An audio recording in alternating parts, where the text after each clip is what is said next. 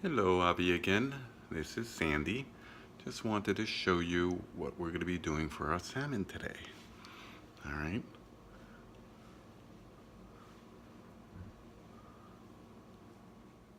Well, this movie may be coming a little bit in sideways, but as you can see, I have two salmon fillets. These weigh 2.7 pounds, so a little over a kilo, roughly 1.2 to 1.3 kilos. I do not like them too thick, otherwise you cannot get the cure that you want on the inside. So I try to go for nothing more than basically a thumb height from the knuckle down, and probably a little bit less. Okay? Then, as we prepare the salmon, the thing to do to realize is that we need to get some salt into the flesh. Sorry about me moving all over the place. I'm trying to do it together. All right, so what I'll do is I will poke holes into the flesh, certainly the meaty parts. First of all, before we do anything, we're going to clean, rinse, and dry the fillets. And we're going to poke holes on both sides, okay? And this, like I said, will let the salt and sugar draw out all the moisture, thereby having the first process for this salmon. And we'll turn them over.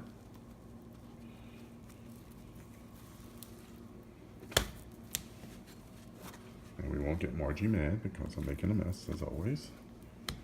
And we're going to do it again to the other side. And you can see how wet the paper towels are because those were dried. So now with a really pointy knife, all right, get a nice pointy knife. I know you Israelis have pointy knives. Start poking the hell out of the back because it's got to get in the back too. So just go up and down and poke the heck out of it. This will let the salt get into it from either side.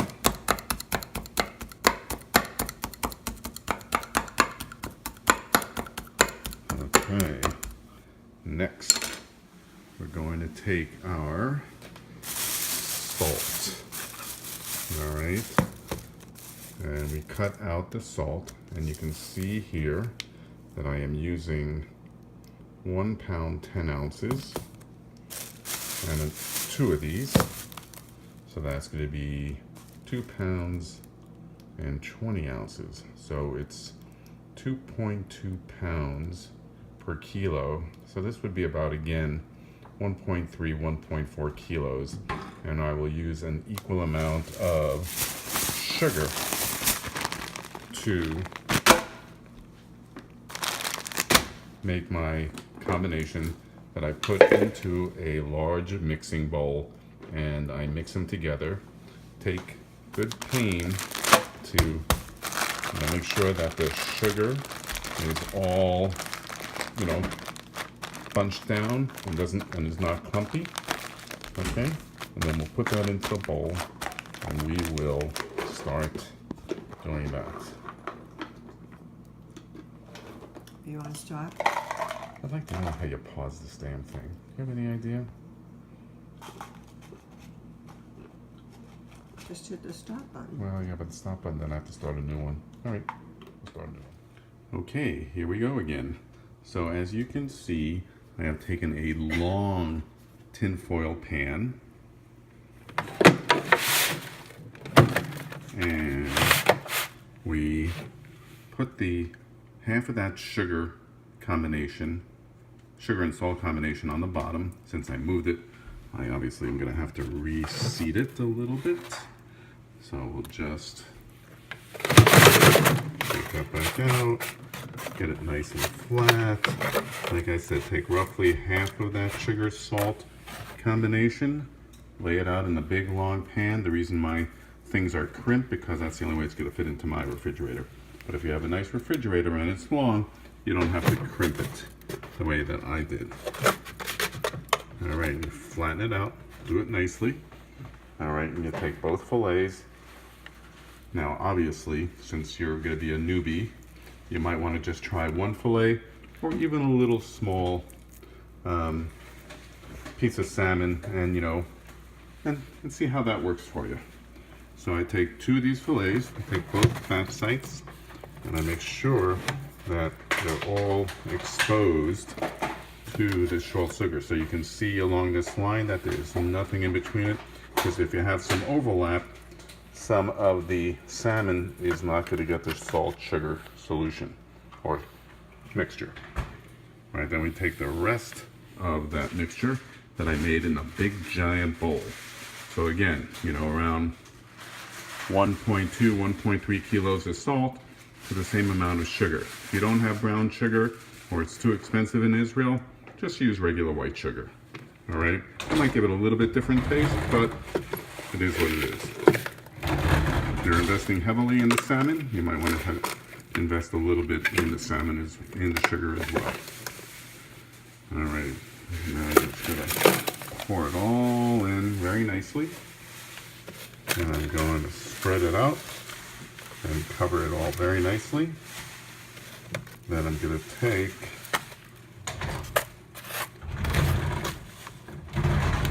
the rest of what I have left in my sugar packet that my wife just lovingly handed to me. Say hello, Margie, Avi. Hi, Avi. And we miss you, by the way. I'm going to take the rest of the sugar that I have. I'm just going to pour that on top of this. Then I'm going to take another box of salt and put that on top of that. I like to use the sugar as the second layer because otherwise the fillets could get a little bit salty, and the only purpose of this sugar is to draw out the moisture, as is the salt. Okay? Tell Judy 6:45. All right. There we go. Now, if Margie can hold this for me, I do one last thing. Margie, could you hold the phone for me? Margie! Could you hold the phone for me? Yeah. And just, What am I doing? pointing it towards me. Turn it around. Boy. I take another thing of salt. Turn it this way. I cut off the bottom, and then I pour it on the top of the sugar. And I take another one, and that should be enough. You could use a third one if you have bigger fillets, but this should work just fine. All right, and then just smush it off all around so that it's nice and covered. And so now you have a big giant tin foil thing of salmon ready to go into the refrigerator for at least 24 hours. Okay, you want 24, probably 36 wouldn't hurt. What you're really trying to do is get all the moisture out of the salmon, and by that, it's already cured, like gravlax. You could eat it that way, but I know you want to smoke it. So we'll go from there. So next step is into the refrigerator after I wash my hands.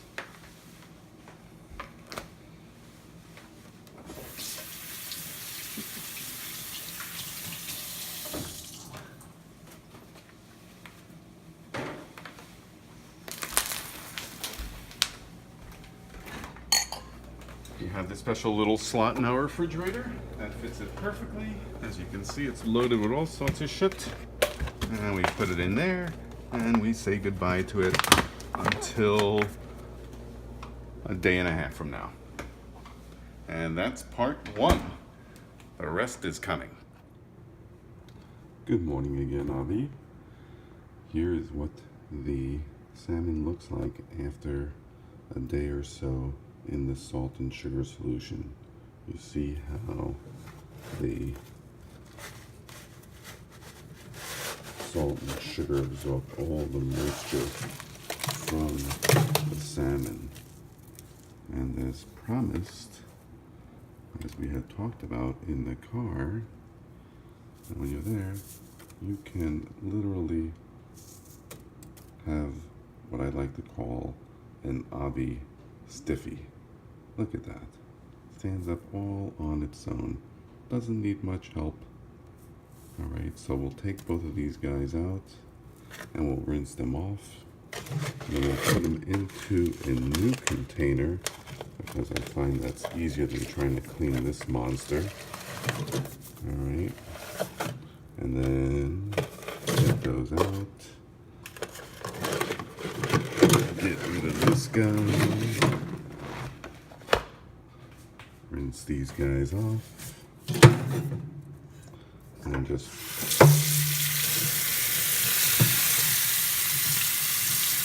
look at that, you see a piece of fish that you can walk right across. This is the board. Very nice. Look at that. Perfect. You see the size, see how relatively thin they are. That will make sure that they get a really nice cure all the way through. Beautiful color. So rinse these guys off really nice. Get rid of all that little salt.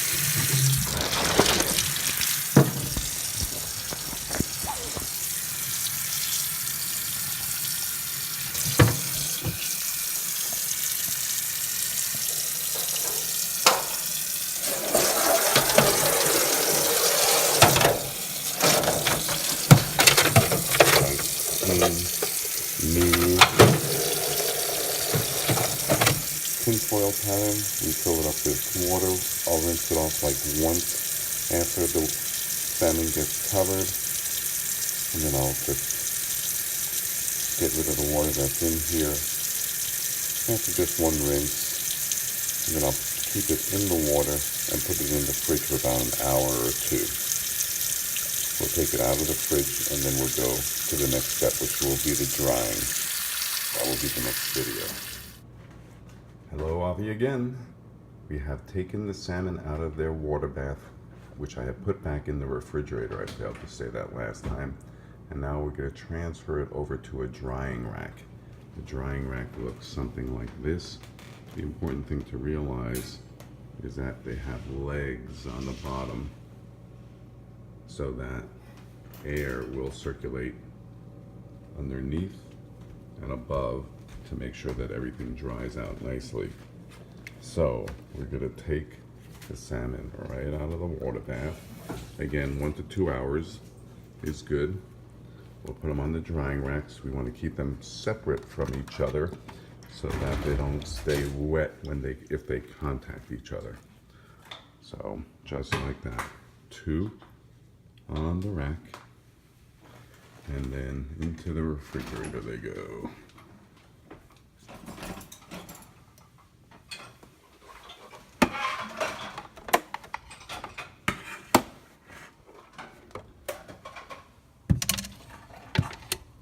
Boom. 24 hours. And good morning, Avi. We have come outside to the grill where we will start putting together our smoking device. First thing I want to show you is that my grill has doors underneath it so that it can act as a box. There usually is a tray that is below the grill that I have taken out in order to get the smoke to go from the bottom to the top without any problems.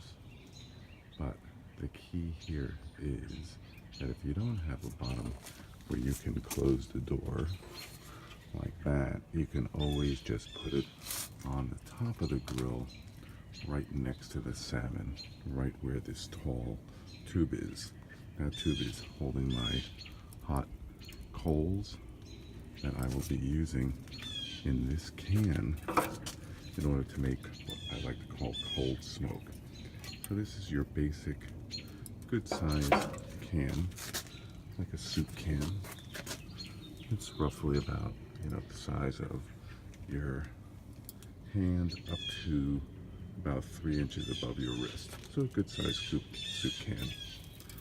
You drill a few holes, like 4 holes at the bottom of the can, and a couple of holes at the bottom of the can to get inflow. So 1 hole on each side, 4 holes on the bottom. I like to use different types of wood chips. We have things called wide apple wood chunks. Those are going to be these guys here. This is a nice size, fits in your hand. And then in between those, I put different types of chips. Hickory, a little stronger. Alder for a little lighter flavoring. Okay, so now we're going to build the smoking thing.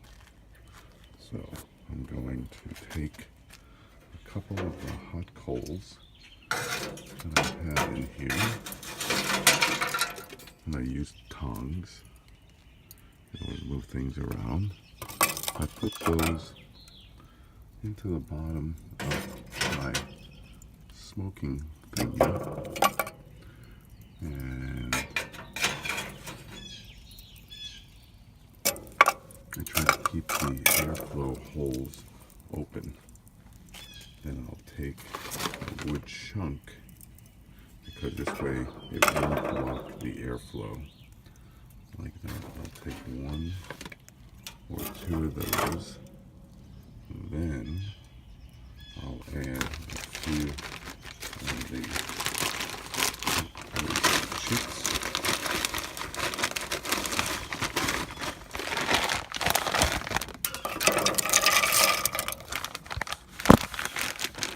Put those in there. Okay. Kind of wiggle it so they kind of get to the bottom. I'll add some more heat to it.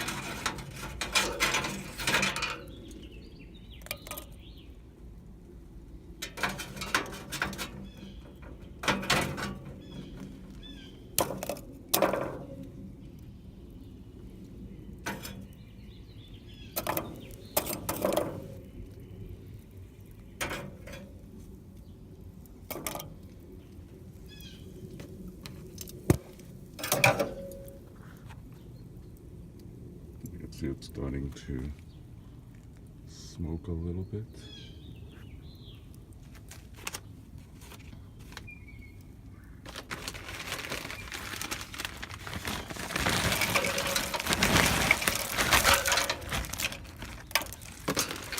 I'm adding some more wood chips, and the smoking is starting to occur.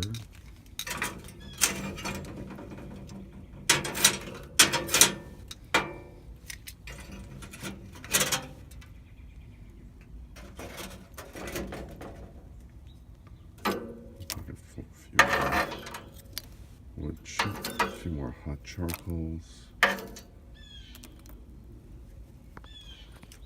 Then add another chunk of wood. It's just building a fire, that's all. But it's really just building a smoke thing more than anything else. Once we get that going, we'll just cover it up with a few more wood chips. And the whole thing will act like a chimney. Alright, here's the only important part about this thing. It's just that now you can either place it to the side of the grill if you don't have a bottom like that, but away from the salmon, or I'll put it underneath, because this way if it flames up, because sometimes this box will flame up and turn into heat, which you do not want, I'll put it underneath. Right there, I use my tongs in order to do that. I have set up my salmon on 3 bricks to elevate it so that the roof of the cover will be just above the smoked salmon. And that's roughly it. Okay, happy smoking. 3 hours.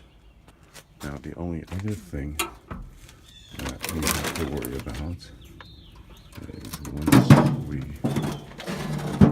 close the top of this,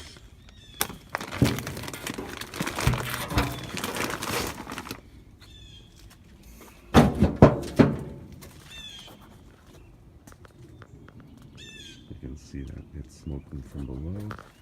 You'll notice that it will smoke pretty good through the sides of the actual grill once it starts going.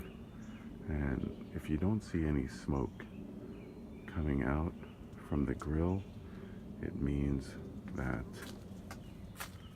there may have been a fire in the can, and if there is a fire in the can, you can spritz it with a little bit of water, or if necessary, if the fuel runs out, put in some more wood and just keep on going. 3 hours. This is the hard part. You really got to kind of keep an eye on the damn thing, just in case just in case the fuel goes on fire down there. Right now it's just smoking very nicely, and we'll do that, like I said, again for 3 hours, and that's it. All right, we'll see you at the cutting station. Here is the smoker in action. See how much smoke is coming off of it from all around it. That's what you're looking for. And that's all cold smoke. No heat whatsoever. You don't want any heat. You just want that thing just sitting there smoldering. The one last thing that you have to realize is that you constantly have to keep your eye on this thing.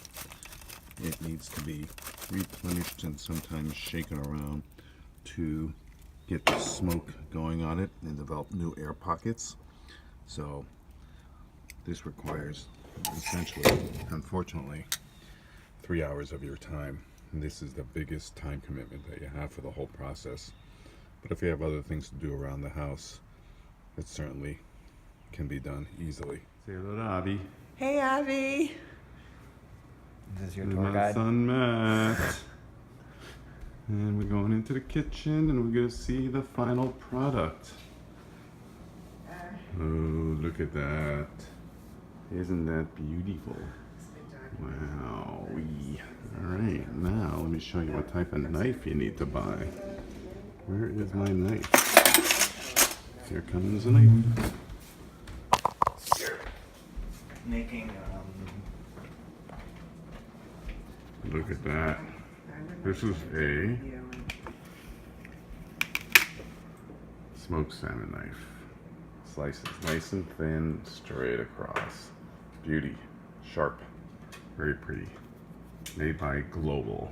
You can certainly get other brands, but Global's a Japanese blade and works very nicely.